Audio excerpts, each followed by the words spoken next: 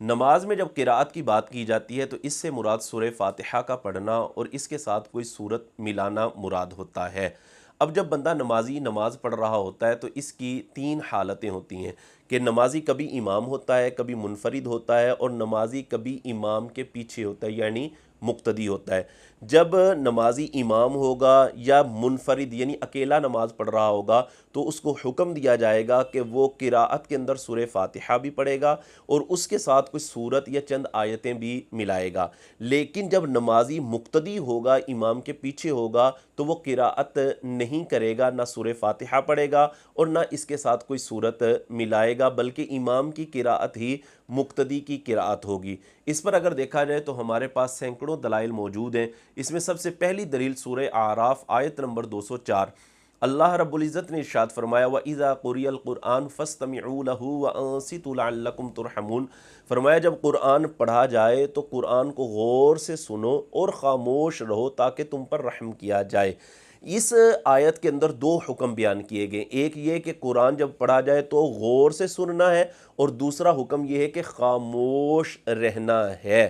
لہٰذا جب بھی قرآن پڑھا جائے گا، یہ مطلق ہے نا، جب بھی قرآن پڑھا جائے گا تو ان دونوں حکموں پر عمل کیا جائے گا، یعنی غور سے سنا بھی جائے گا اور خاموش بھی رہا جائے گا۔ اور تفسیر ابن جریر اور تفسیر ابن کثیر کے اندر یہ بات موجود ہے۔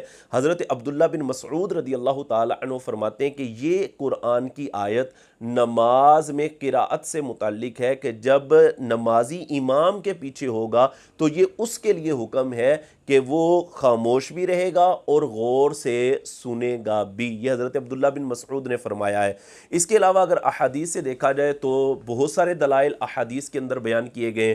یہ میرے ہاتھ کے اندر سنن ابن ماجہ شریف ہے، اس میں حدیث کا نمبر 846، 847 اور 848 میں یہی حکم بیان کیا گیا۔ فرمایا کہ جب کوئی امام مقرر کر دیا جائے تو تمہیں چاہیے کہ تم اس کی اقتداء کرو۔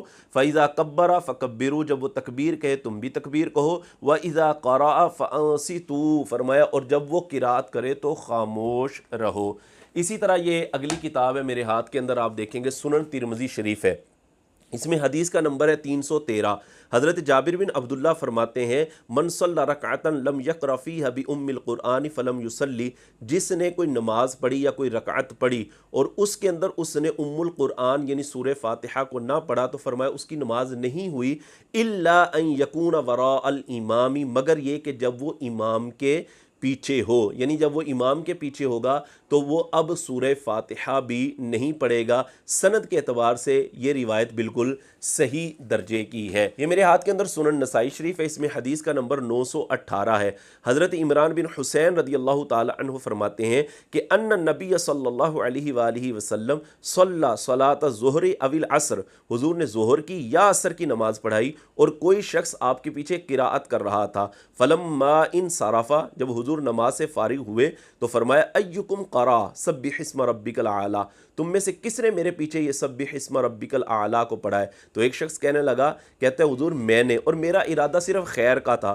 فقال النبی صلی اللہ علیہ وآلہ وسلم، حضور نے ارشاد فرمایا قد عرفت، میں نے جان لیا کہ ان بعدکم، تم میں سے کوئی ہے کہ قد خالجنیہا، کہ جو مجھ سے قراءت میں جھگڑا کر رہا ہے، جس سے پتہ ہی چلتا ہے کہ نماز میں جب بندہ مقتدی ہوگا تو وہ امام کے پیچھے قراءت نہیں کرے گا بلکہ خاموش رہے گا۔ اسی طرح 921 سنن نسائی شریف کے اندر حدیث موجود ہے، اسی طرح 922 میں بھی یہ الفاظ موجود ہے کہ وَإِذَا قَرَأَ فَأَنصِتُوا، جب امام قراءت کرے تو تم خاموش رہو۔ اسی طرح موطا امام مالک، اس میں حدیث کا نمبر ہے 197۔ حضرت نافع کہتے ہیں عبداللہ بن عمر رضی اللہ تعالی عنہما سے پوچھا گیا کہ هل يقرأ احد خلف الامام، کیا کوئی امام کے پیچھے قراءت کرے گا؟ قال، آپ نے فرمایا اذا صلی احدکم خلف الامام، جب تم میں سے کوئی شخص امام کے پیچھے ہو فحسبہ قراءۃ الامام، تو امام کی قراءت فرمایا اس کے لیے کافی ہوگی۔ واذا صلی وحدہ فلیقرأ، ہاں جب وہ اکیلا پڑھ رہا ہو تو پھر وہ قراءت کرے گا۔ اسی طرح ایک اور کتاب، یہ میرے ہاتھ کے اندر مصنف ابن ابی شیبہ ہے، اس میں حدیث کا نمبر 3802 ہے۔ حضرت علی رضی اللہ تعالی عنہ سے روایت ہے، آپ نے ارشاد فرمایا حضرت علی نے من قرأ خلف الامام فقد اخطأ الفطرہ، فرمایا کہ جس نے امام کے پیچھے قراءت کی تو اس نے فطرت میں خطا کی۔